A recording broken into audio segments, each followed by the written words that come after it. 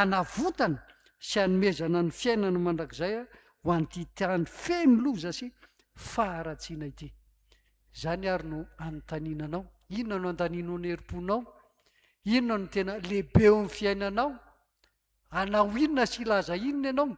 Nareo reo ohatra ny maro mihitsy no mandefandefa ny tony hafatra tony sy mampiasa telefona sotrany, amin'inona no ampiasantsika azy zay. Fa raha Andriamanitra no antaninao dia mazava ny azy no hafatra, mazava ny azy hoe na eny an-tsena na ny ampiasana na ny ampianarana dia ahoana ambarao ny rariny, satria mpanompo mahatoky an'Andriamanitra ary zany no tian'Andriamanitra atolotra, zany no tian'Andriamanitra omena an'izao tontolo zao mba hananany fiainana makizay. Dia mampieritreritra antsika fantatr' zany hoe so dia sanatria tonga ty amin'lazaina tary amin'ny voalohany hoe menatry no vavolombelon'ny tompontsika. Eto raha miresaka vavolombelontsika nijoro hatramin'ny farana amin'izany dia betsaka no ohatra azo raisina ao amin'ny soratra masina. Iza zao no an-tsaina hoe tena mpanompo nahatoky kosa ireny araka ny tantara, iza no an-tsainareo? Ny azo sendra mandalo ao tan-tsaiko ato ry Josefa tamin'ny andro pahatsarana moa iny, andro mpilaminana iny, lizy nalay-panahy. Ahoana moa fandeha ny tantara tamin'iny ry havana? Josefa lay tany Egipta ange zany resahako zany nisy fakapanahy ho azy tany zay dia nanaona nefa rany nahatoky izy fa tsy mora ny fakapanahy satria tompony izy satany miandevo zany no niaina tamin'izany satria novidina izy tsy manapita izy fa rehefa hoy ny tompo manao hoe zao no atao, ahoana valy teny tokony ataony? Eny mon père, oui monsieur, zay ny tokony holazainy zany. Fa nanao an'izany ve izy? Indrindrindrindra ny antsoina azy zany vehivavy vadina mpanapaka zany, tsy olona mba tsaratsara ohatra anareo rehetra zao daholo ihany zany, fa tsy hoe n'importe qui zay, matoa vadina mpitondra any olona anina, io no nitaona azy. Fa nahatoky le rangahy, nalaony any toetro mahatoky n'inona hiatra taminy, inona hidona taminy toy izay hivadika amin'Andriamanitra, fa natahotra an'Andriamanitra izy. Iza koa no ao an-tsaintsika ry havana? Job tsara zany ohatra zany. Iza koa no ao antsika ry havana? Ao amin'ny testamenta taloha koa mbola misy any takandry Daniel tsy fantatra misy hoe Daniel eto na tsy, dia ahoana nahatonga le anaranareo hoe Daniel? Fa dia zany tantara zany no zavatra lazain'ny baiboly isan-karazany. Ary ireo matiora rehetra ireo apôstôly rehetra hoe mpaminany ireo dia izany no safidiny teo amin'ny fiainana ho mahatoky an'Andriamanitra satria nahatoky ahy izy, ary zany fahatokisanaandriamanitra zany tsy hamidiko moro zany, nataoko zava-bitika zany fa ataoko lehibe eo amin'ny fiainako. Ka raha mbola afaka hiteny aho, raha mbola ka hiasa, raha mbola afaka hitsangana ady zao atoky amin'ny asako fa izany ny fanomezako voninahitra an'Andriamanitra, ary zany ny lalako hizorako ho hatrao amin'ny fanjakany. Dia mahatoky tsika fa hiasoapontsika amin'izao aladiny marotio zao izany tenin'Andriamanitra zany, ary hitsangana zao ny mpihira amitina an'izany amin'ny hira anankiray izay ho tanterahy.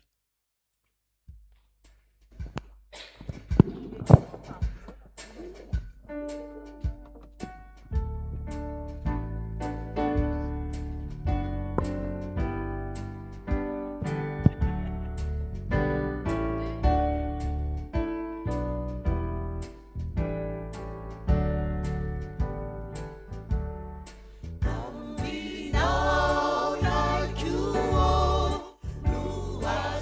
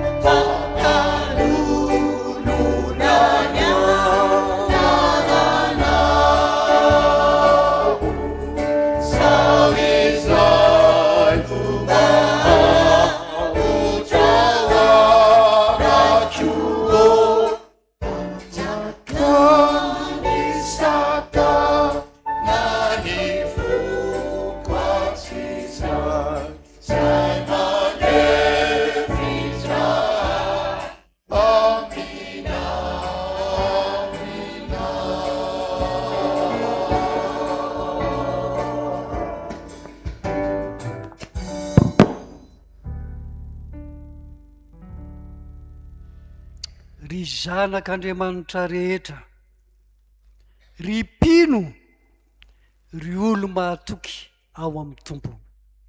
Izay olona mahatoky dia manambara ny rariny. Ho an'Andriamanitra tokany irery ny voninahitra. Amen.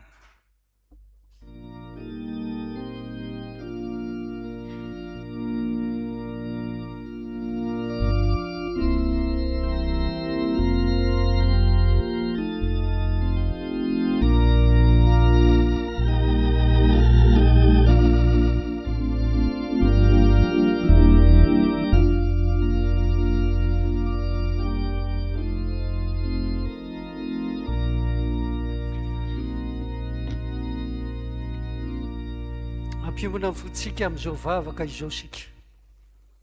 Tompo, mahagaga ny herim-pitiavanao. Eny mahazentana ny fahafantaranao fa izay izao dia olona mahatoky anao, olona mendrika anao, olona izay fantatrao fa hafa noho ny olon-drehetra. Ka dia nofidinao ho vavy olombelonao, atsanganao ho amin'ny asa fijoroana, hanambara ny rariny ho an'izao tontolo izao. Manana ny finoana anao zay dia ny fifamatorana aminao, fa manana ny adidy amin'ny tany zay dia ny fijoroana, hanambara sy laza ny rariny avy aminao.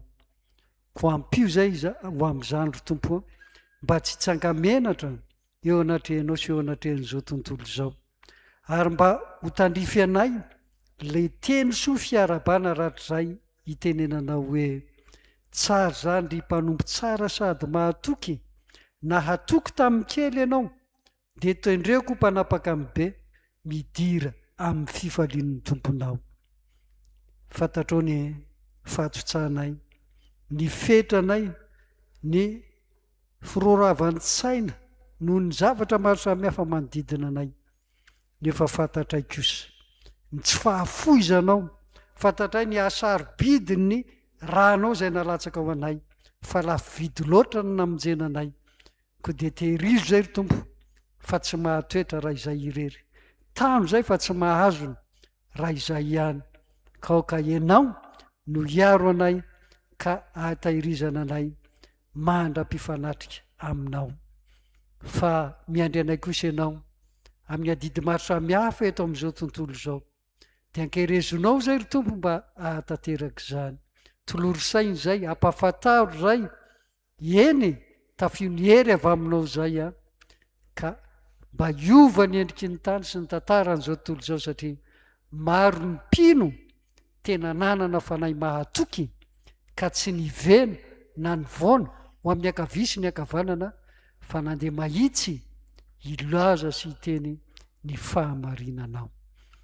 Ka kinona aminao ary noavy rehetra dia noavinay tsirairay avy izao sy ny mombanay, ny ankonanay, fianakavianay, noavin'ny fiarahamonina misy anay sy ny tontolo ivelomanay. Akinona aminao ny asa fanompon'ny fiangonana, na ny fiangonana eto izay misy anay, na ny fiangonana izay irafetanay, na ny fiangonan'ny kristianina rehetra maneran-tany, mba ho tena vavolombelonao izy ireo, ka efa nihiraky ny apôstôly izay ampitainao aminay velona ankehitriny fa izao no andro ny fiangonana, mba ho androm-pahombiazana ane izany, ho androm-panjariana ane izany, androm-pahatanterahana ny sitraponao ane izany.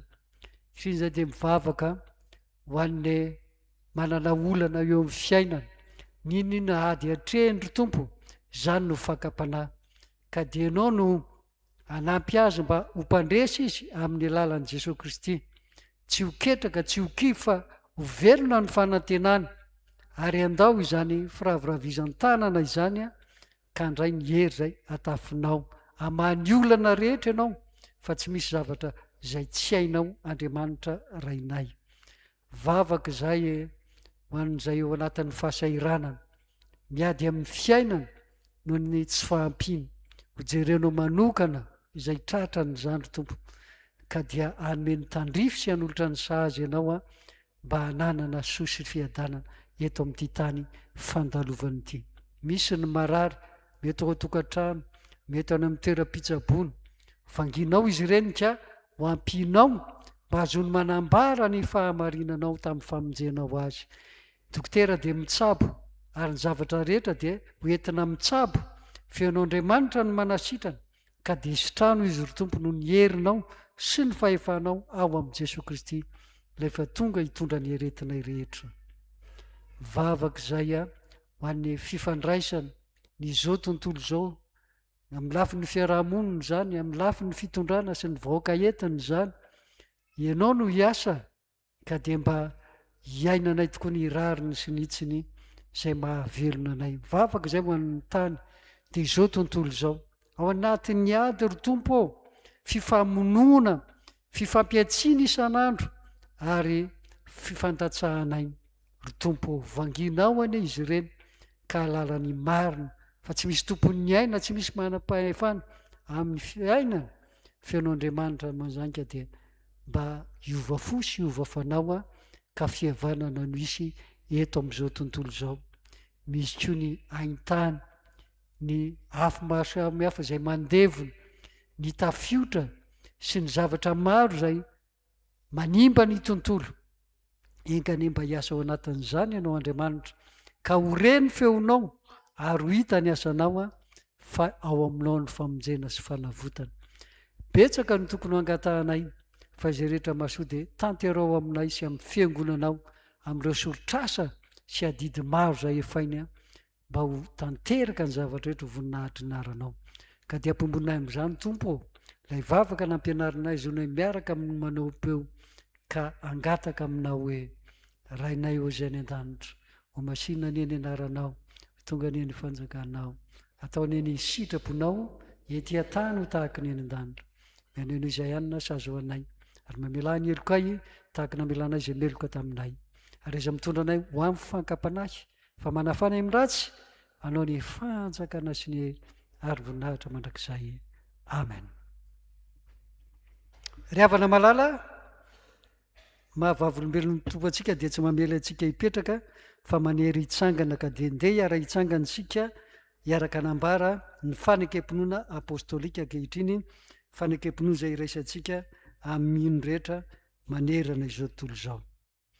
Mino an'Andriamanitra Raisinto mpanao ny lanitra sy ny tany aho, ary mino an'i Jesosy Kristy zanan'ilay tokony antompontsika izay mitorotoronina tamin'ny fanahy masina. Nateraky Maria Virjiny, jalina napakambosy Pilato, nombona tamin'ny hazo-fijaliana, maty ka nalefina, idina tany Fiainantsita, tsangana avy tamin'ny maty tamin'ny andro fahatelo. Niakatra any an-danitra, mipetraka ao van'Andriamanitra Raisinto. Aviany hoe viny tsara velona sy ny maty. Mino ny fanahy masina aho, fiangonana masina manerana izao tontolo izao. Fiangonan'ny olona masina, ny famelan'ny keloka, fisanganan'ny tena ny maty, ary ny fiainana mandrakizay. Amen. Dia afaka mipetraka tsika ry havana. Araka ny nampitaina taminay dia tsy misy ny asa vavolombelona toy ny batisa sy ny zavatra tahaka izany ankehitriny, ka dia irosontsika amin'ny andian'ny asa manaraka. Dia ny fahafahantsika zanak'Andriamanitra rehetra mifampiaraba miaraka eto an-tran'Andriamanitra ankehitriny, ka dia iroso amin'ny fampiarabantsika. Tsy fantatra izay mahazatra ny fiangonana fa dia ho ataontsika izany mifampiaraba, ny mifanakaiky toerana, ny afaka hifanakatra, fampiaraba sy mifampirarosoa amin'ny anaran'ny tompo Jesoa, ilay tompontsika iombonantsika rehetra.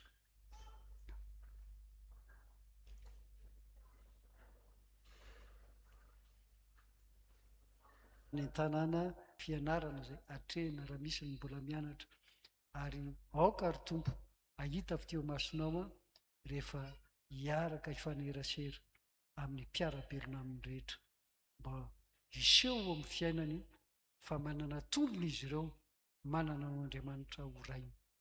Dia